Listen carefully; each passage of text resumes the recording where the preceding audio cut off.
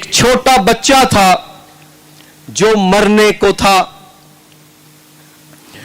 اس کو ایک ایسی مہلک بیماری لگ گئی جس کا کوئی علاج نہیں تھا.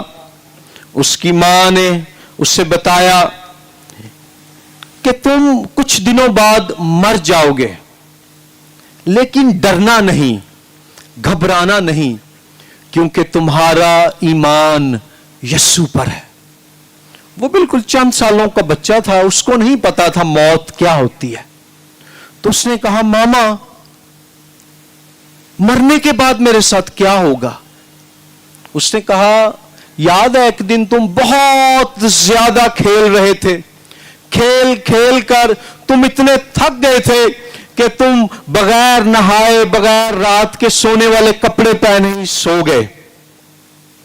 اور تمہارے پاپا جب گھر آئے انہوں نے تمہیں سوئے ہوئے کو تمہارے تولیہ گیلا کر کے تمہارا منہ تمہارے ہاتھ صاف کیے، تمہارے کپڑے بدلے اور تمہیں ساتھ اپنے بستر پر لے کر سو گئے.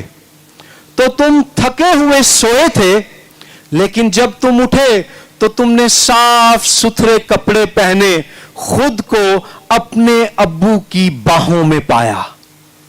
اس کی ماں نے کہا مرنا تمہارے لیے ایسا ہی ہوگا، تمہاری جسمانی آنکھیں بند ہو جائیں گی، لیکن جب تمہاری آنکھیں کھلیں گی تو تم خود کو خداوند یسوع مسیح کی باہوں میں اس کے جلال، اس کی روشنی اور اس کے انعام میں پاؤ گے.